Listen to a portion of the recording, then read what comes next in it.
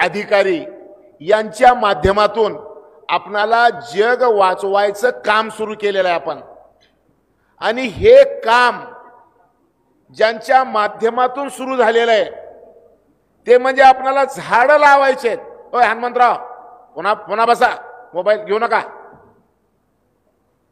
हे मोहीम आपणाला जी सुरू करायची आहे हरित महाराष्ट्राची, ही मोहीम सुरू करण्यासाठी जे पैसा मिळणार आहे ते पैसा मनरेगातून मिळणार आहे। आणि महाराष्ट्राच्या रोजगार हमी योजनेचे मंत्री भरत शेठ गोगावले तुमचं सगळ्याचं कौतुक करायला इथं आलेले आहेत। नुसतं कौतुक करायला आलेलं नाहीत तर कौतुकाबरोबर काम करायला दाम लागतंय, ते दाम बी द्यायला आलेत। त्याच्यामुळं आपणाला भरत शेठचं जिल्ह्याच्या वतीनं प्रचंड टाळ्याच्या गजरामध्ये एकदा स्वागत करायचं आहे। हा का तर काल गोपीचंद पडळकरने लय टाळ्या वाजवून घेतल्या आणि त्या टाळ्यामध्ये भरत शेठ एवढे खुश झाले। बाबासाहेब काय खुश झाले माहिती का? मंत्री म्हणले महाराष्ट्रामध्ये 288 नंबरचं मतदारसंघ कोणचं तर यांचं आपल्या पडळकरचं, आणि म्हणून खालून पहिला आहे। मग या खालून पहिल्याला वरून पहिला करायला मी सगळे कायदे नियम अटी एका मतदारसंघापुरते शिथिल करणार आहे। तुम्ही आल्या म्हणलो ना हे बंद झालंय ते बंद झालंय, तुमचं आमचं सगळंच बंद झालंय, फक्त गोपीचंदचं चालू आहे सगळं। ऐकलं का? आणि काल मंत्र्याला त्यांनी काय काय खुश केलं माहित नाही मला झोपून, ऐकलं का? आणि मग ते त्यांनी तसं शिथिल केलं। बघू आता आपलं बी काही होते का? तर असे माननीय भरत शेठ गोगावले आपल्या इथं आलेले आहेत। आपल्या जिल्ह्याचे सुपुत्र माझे मित्र बाबासाहेब पाटील। खरं तर भरत शेठ बाबासाहेब पाटलाचं आमचं जे संबंध आहे तुम्हाला मी 2 ओळी सांगतो। बाबासाहेबांचे चुलते मंत्री होते आमच्याकडे, ग्रामीण विकास मंत्री। बाबासाहेबचे चुलते बाळासाहेब काँग्रेस पक्षाचे ज्येष्ठ नेते आणि मी शेतकरी संघटनेचा नेता। मी एकदा एका अधिकाऱ्याला मारलो वीज मंडळाच्या, सगळ्या अधिकाऱ्यांनी माझ्या विरोधात मोर्चा काढला आणि ह्याला अटक करा म्हणून सगळे मोर्चा काढले। आणि मग मला अटक करू नये म्हणून या जिल्ह्यामध्ये रस्ता रोको करणारा त्या काळामध्ये काँग्रेस पक्षाचा आमदार आणि माजी मंत्री कोण तर बाळासाहेब जाधव रस्त्यावर होते। आणि मग तेव्हापासून आमचे ते कुठल्याही पक्षात असले की ते आमचे मित्र आहेत मधून वरून काही का असणार। आणि आता योगायोगानं असं झालंय की ते बी आणि आम्ही भाऊकी का होईना झाला होता, बरोबर आहे का? त्याच्यामुळं आता आपले सहकार मंत्री योगायोगानं आपल्या जिल्ह्याला काय मिळालं माहितीये का? या सरकारमध्ये एकच कॅबिनेट मंत्रीपद मिळालंय, ते बी बाबासाहेबाला। आणि नुसतं कॅबिनेट नाही तर सहकार, बिना सहकार नाही उद्धार। आणि बाबासाहेब तुमच्या माहितीसाठी सांगतो, भारत सरकारचं सहकार मंत्रालय बांबूमध्ये काम करायचं ठरवलेलं आहे। आणि मग ते असं बी सुरू होणार आहे तसं बी सुरू होणार आहे। मग तुम्ही बी महाराष्ट्रात त्यांच्या आधी काहीतरी सुरू करा असं माझी तुम्हाला विनंती आहे। ते बाबासाहेब आपल्या इथं आलेले आहेत सगळे। गोपीचंद पडळकर काल त्यांचा कार्यक्रम झाला। कार्यक्रम झाल्यानंतर मी पडळकर साहेबाला म्हणलो की बाबा आम्ही तुमच्या कार्यक्रमात आलो होतो, मी तर त्यांचा अधिकृत पाहुणा होतो, ते आपल्याकडे अधिकृत पाहुणे नाही, पण तरी आम्ही त्यांचा कार्यक्रम संपला की ते मेंढरू उचलून गाडीत जसं टाकतात तसं आम्ही पडळकरला उचलून गाडीत टाकलो। आणि भरत शेठ माझ्या सोबत होते त्याच्यामुळे आम्ही दोघांनी त्यांना गाडीत टाकलं आणि त्यांना आम्ही उचलून इथं आणलं। हे तिघं पाहुणे आपल्याला लाभलेले आहेत। आणि सगळ्यात महत्वाची गोष्ट म्हणजे सगळे जिल्ह्यातले जे अधिकारी आहेत हे अधिकारी मंडळी इथं आलेले आहेत। मी आणखीन एका अधिकाऱ्याची ओळख करून देतो मुद्दाम, ते म्हणजे उठा जरा शहाडे साहेब। हे गुण नियंत्रक आहेत महाराष्ट्राचे MREGSचे। आणि या माणसाने बांबूसाठी जे काम केले, खरं तर अजून एक साहेब येणार होते आपल्याकडे नंदकुमार साहेब, पण त्यांचा घरगुती एक कार्यक्रम असल्यामुळं ते काल पडळकर साहेबाच्या मतदारसंघातूनच गेलेत आणि शहाडे साहेब त्यांच्या जागी आलेले आहेत। मी आणखीन एक मुद्दाम कौतुकानं नाव घेतो ते म्हणजे आपल्या अहिल्या गाठाळ मॅडम. ते आपल्या रोजगार हमी योजनेच्या जिल्ह्याच्या प्रमुख आहेत, डिप्टी कलेक्टर आहेत. त्यांनी ज्या पद्धतीनं हरण काळजीप्रमाणे त्यांनी ज्या पद्धतीने या कामाला, मंत्री महोदय, या कामाला त्यांनी प्राधान्य दिलं, त्याबद्दल मी खरंच त्यांचं म्हणजे कौतुक करतो. बाकीची सगळी आमच्या जिल्ह्यातली मंडळी, मला वाटतं आमचे डिप्टी म्हणजे ॲडिशनल सीओ साहेब आमचे इथं आलेले आहेत. आणि मला आता जरा नवीन ओळखीच राहिले नाहीत. DFO लातूर ते पण आलेले आहेत आता. आणि बाकीची सगळी जिल्ह्यातली मंडळी आलेली आहे. पत्रकार आहेत, अशोक चिंचोली साहेब आहेत, बाकी सगळी मंडळी आहेत. तर आज फक्त मी 2-4-5 मिनिटांमध्ये प्रास्ताविक करतो. 2-4 मिनिट ऐका शांतपणे. एक गोष्ट ऐका, अमेरिकेमध्ये वनवा पेटला. ए मागे बोलू नका, शांत बसून घ्या रे वा, पटकन जिथं जागा मिळाली तिथं बसून घ्या. 15 दिवसापूर्वी कॅलिफोर्नियामध्ये वनवा पेटला. या वनव्यामध्ये जगात 6व्या नंबरचं श्रीमंत शहर जळून गेलं. 100 कोटी रुपयाचा एक बंगला त्या शहरामध्ये होता. आणि जगभरातले जे हिरो हिरोईन म्हणजे हे सगळी मंडळी, श्रीमंत मंडळी, हे सगळे 2 लाख घर त्या ठिकाणी होते. ते सगळे घर जळून गेले. अमेरिकामध्ये महासत्ता, अमेरिकेसारख्या महासत्ताला 10,000 हेक्टर मधलं एक भाग जळत असताना जाळीवर, अग्नीवर कमांड करता आली नाही. जगातले सगळे चॅनल काय बोलले ऐका भरत शेठ. जगातले सगळे चॅनल म्हणले हवेतली आर्द्रता कमी झाल्यामुळं हे वनवे लागलेले आहेत. नंबर 1. नंबर 2, 130च्या स्पीडनी हवा आहे. हवेमध्ये गारवा संपलेला आहे आणि हवा 130च्या स्पीडने आहे. म्हणून जगभरातली यंत्रणा आणून सुद्धा आग विझवणं शक्य झालं नाही. सगळ्या जगातल्या शास्त्रज्ञांनी सांगितलं हे ग्लोबल वॉर्मिंगमुळे होत आहे. पर्यावरणाचा धोका पृथ्वीला वाढलेला आहे. मानव जातीचं अस्तित्व आता पृथ्वीवर राहील का नाही सांगता येत नाही. त्या वनव्यानी सिद्ध केलं. बरं गंमत बघा बाबासाहेब, एका बाजूला वनवाय, दुसऱ्या बाजूला न्यूयॉर्क शहर अमेरिकेचंच, कॅलिफोर्निया बी अमेरिकेचं आणि न्यूयॉर्क बी अमेरिकेचं.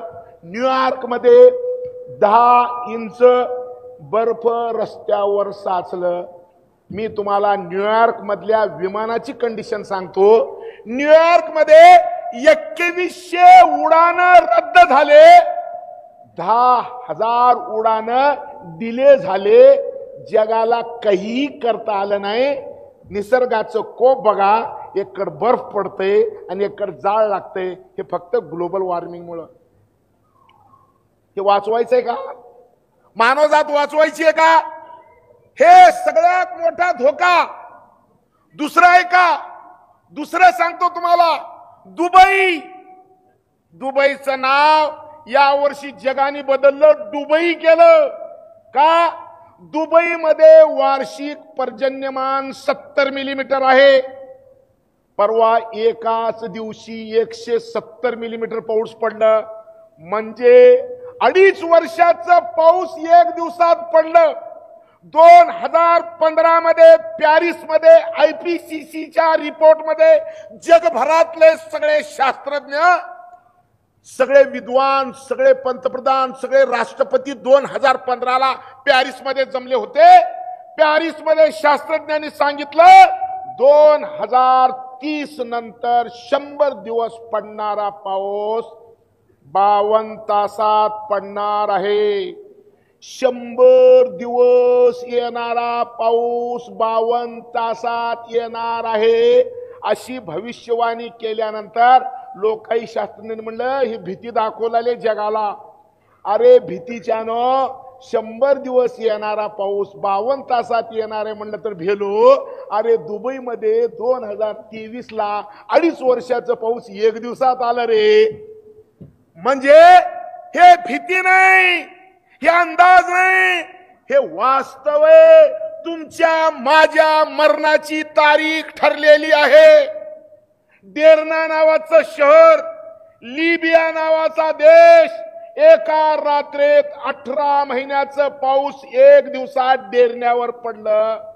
1.25 लाख लोकसंख्येचं शहर उद्ध्वस्त झालं.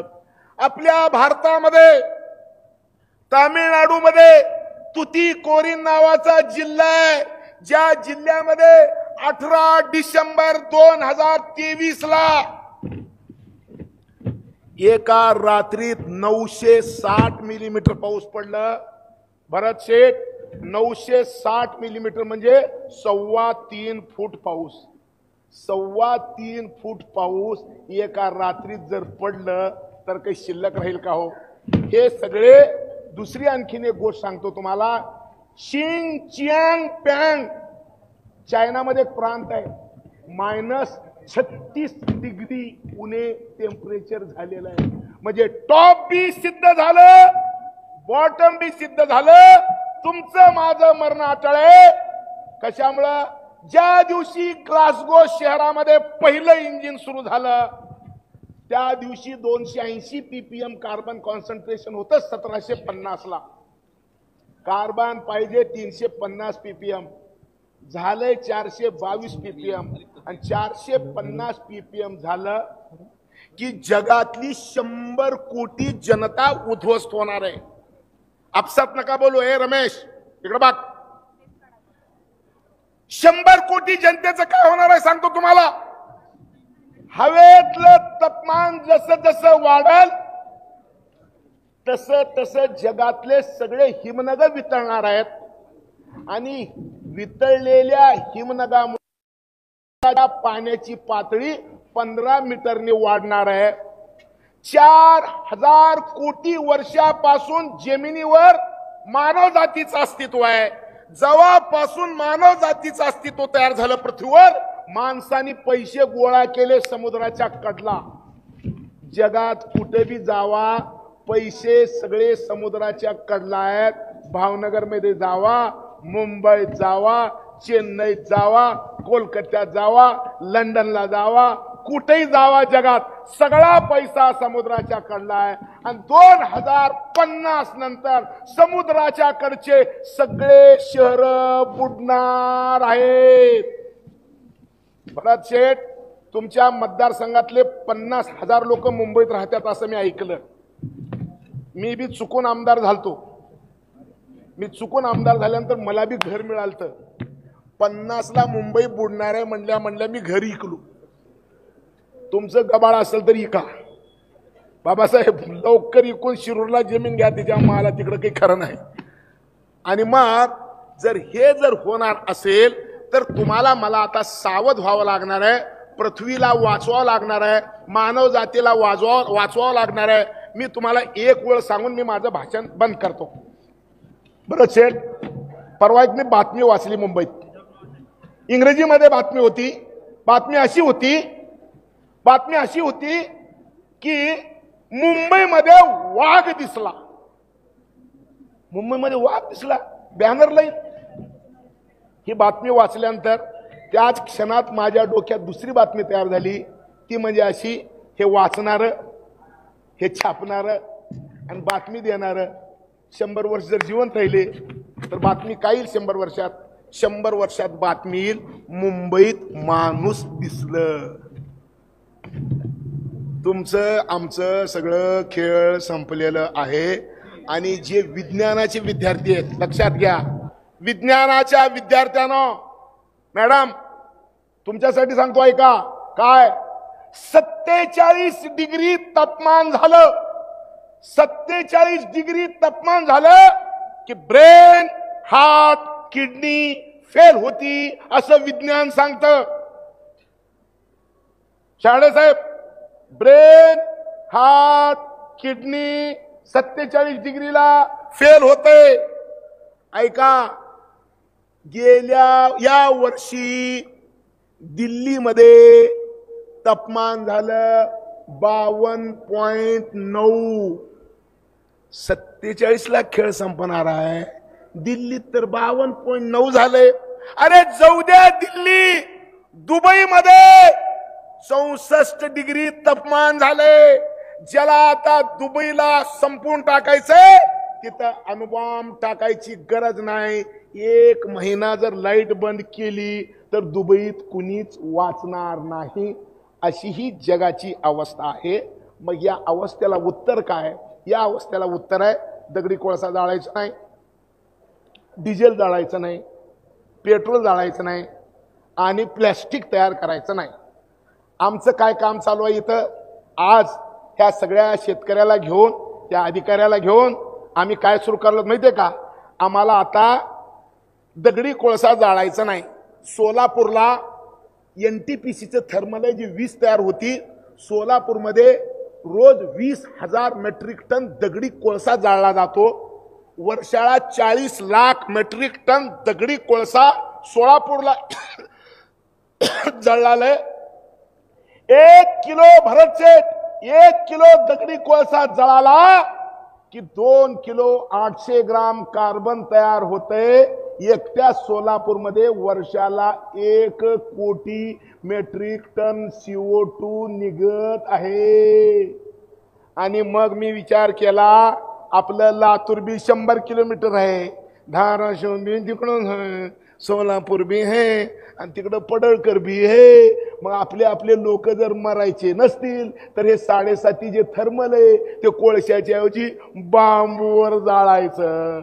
आणि मग केंद्र सरकारने बांबूवर थर्मल चालवायला परवानगी दिली. 4,000 रुपये मेट्रिक टननी बांबू खरेदी करायचं NTPC सोलापूरने मान्य केलं. वर्षाला 1 लाख एकर त्यांना बांबू पाहिजे. बांबू पहिल्या टप्प्याला 30% आपल्याला ते चालवायचंय आणि 30%ला 1 लाख एकर पाहिजे आणि 100%ला 4 लाख एकर बांबू सोलापूरला पाहिजे. एकदा शेतकऱ्यांनी बांबू लावला की 50 वर्षाचं करार NTPC करायला तयार आहे. भरत शेठ बांबू लावायला फक्त 2 हेक्टर पर्यंत पैसे देणार आहेत. काही शेतकरी म्हणले 2 हेक्टरच्या नंतर काय? तर प्रवीण सिंग परदेशी आपले माजी कलेक्टर हे आता मित्राचे प्रमुख झालेत. देवेंद्र फडणवीस साहेबाला सांगून वर्ल्ड बँकेकडे फाईल पाठवली 10,000 कोटी रुपयाची.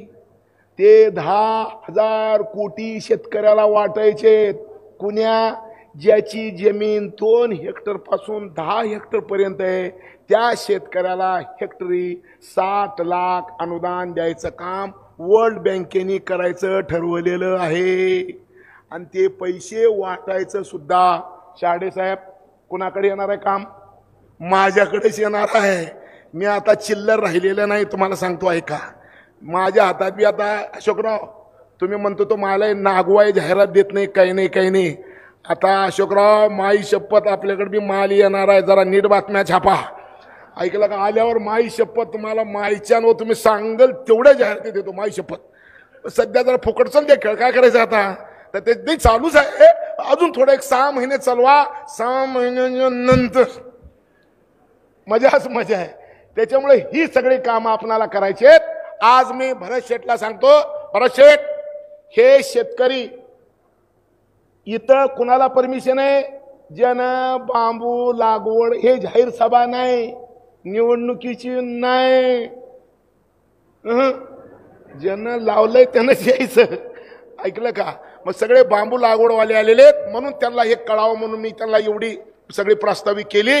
मी तुम्हाला सांगतो, जाताना बघा इथं आपण बांबूच्या ब्रशचा कारखाना सुरू केलोय. महिन्याला 1 लाख बांबूचे brush, 1 lakh shaving kit, 1 lakh कंगवे आपण बनवतोय. आपली योजना काय? 40 कोटी ब्रश मला बनवायचे आहेत. 40 कोटी. आणि मला नाव घ्यायला आनंद वाटतं. या 40 कोटी ब्रश बांबूचे बनण्यासाठी माझ्या सोबत कोण थांबलाय माहितीये का? माझ्या सोबत थांबलाय उद्योग मंत्री उदय सामंत. उद्योग मंत्र्यांनी सांगितलंय, भरत शेठ की जेवढे पैसे लागतील तेवढे पैसे 40 कोटी भ्रष्ट करायला ते तयार आहेत, पण सगळे 40 कोटी लोदग्या तयार करायचे नाहीत. प्रत्येक ठिकाणी 1 लाख 2 लाख 3 लाख. तुम्ही मंत्री आहे, मी तुम्हाला आमच्या जिल्ह्याला पैसे द्यायला म्हणून मी रामराम करायला आणलोय, पण तुम्ही बी मला रामराम करा. तुमच्या गावात ब्रश फॅक्टरी सुरू करायची असेल तर घेऊ आणि टेक द्यायचं बी आणि घ्यायचं बी. तर तुमच्या बी गावात आपण ब्रशची फॅक्टरी टाकूत आणि पडळकरला तर आपल्याशिवाय इलाजच नाही. त्यांच्या इथं काहीच उगवत नाही, कुसळ सुद्धा उठणं मला असलं राहणं. आणि त्याच्यामुळे आता फक्त बाबासाहेब आपल्या सोबत 100% येणार नाहीत का, तर त्यांचं साखर कारखाना आहे. त्यांना म्हणतं मायला बांबू लावल्यावर ऊसाचं काय होईल, म्हणून बाबासाहेब जरा करावं का नाही की करावं का नाही की करावं का नाही की. बाबासाहेब तुमच्या साखर कारखान्याच्या एरियामध्ये लई जागा आहे, एक ऊसाची बी फॅक्टरी ठेवा आणि एक बांबूची बी फॅक्टरी ठेवा. आणि बाबासाहेब तुमच्यासाठी आज एक नवीन गोष्ट सांगतो, ती म्हणजे अशी, 1 हेक्टर ऊस लावलं तर 2 कोटी लिटर पाणी लागतंय. 1 हेक्टर बांबू लावलं 20 लाख लिटर पाणी लागतंय. 1 टन ऊस गाळलं तर 80 लिटर इथेनॉल निघतंय आणि 1 टन बांबू गाळलं तर 200 लिटर इथेनॉल निघतंय. पाणी 10 पट कमी, उत्पादन 5 पट जास्त. म्हणून साखर कारखाना चालवापेक्षा बांबूचं इथेनॉल चालवणं लई फायद्याचं आहे. आणि नितीन गडकरी असं म्हणतात पहिल्या जन्मात ज्यानं पाप केलंय तेच साखर कारखाना काढतंय. मला माहित नाही तुमचं कस चाललंय ते, ऐकलं का? तर त्याच्यामुळे बघा तुमचं कसं खेळ ते मला माहित नाही.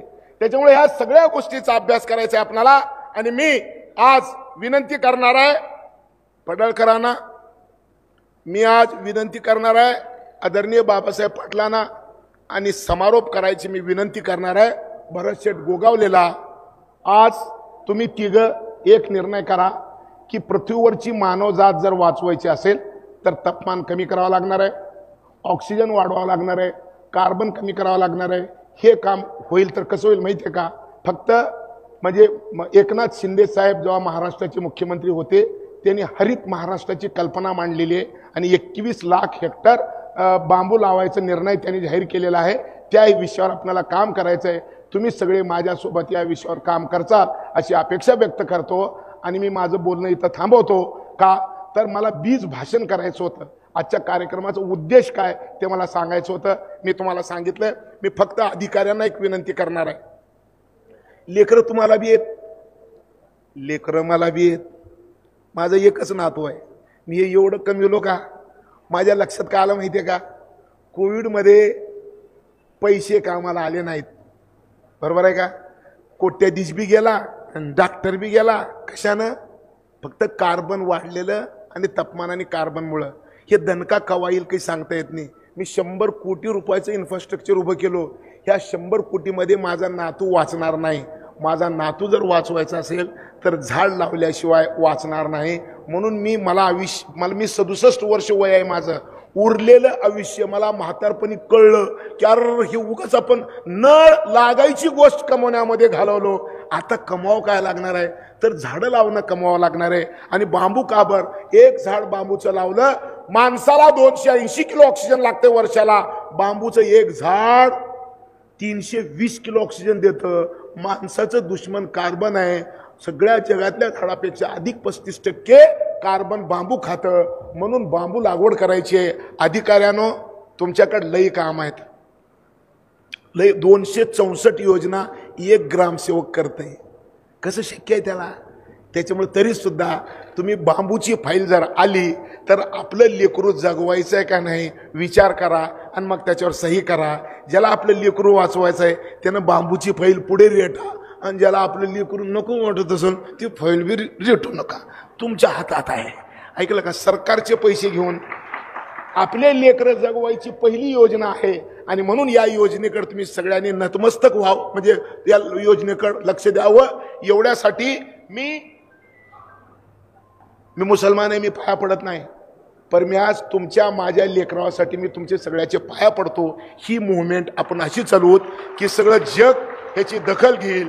आणि शेवटचं वाक्य, बाबासाहेब 8 दिवसापूर्वी माझ्या इथं कॅनडाचे 4 उद्योगपती आले होते. कशासाठी?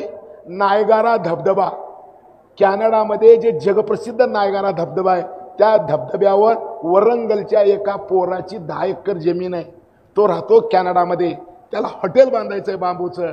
त्यानं बीजिंगला गेलं हॉटेल कसं बांधावं ते ऐकायला. त्याला बीजिंगमध्ये सांगितलं की लोदग्याला पाशा पटेलकडे जा. त्यानं लोदग्यात येऊन 3 दिवस गेलं. तुम्ही शिरूरून या का नाही या, पण आता कॅनडाहून लोक येऊन आले. त्याच्यामुळं एक गोष्ट लक्षात घ्या, सगळे मिळून बांबूकडे लक्ष द्या.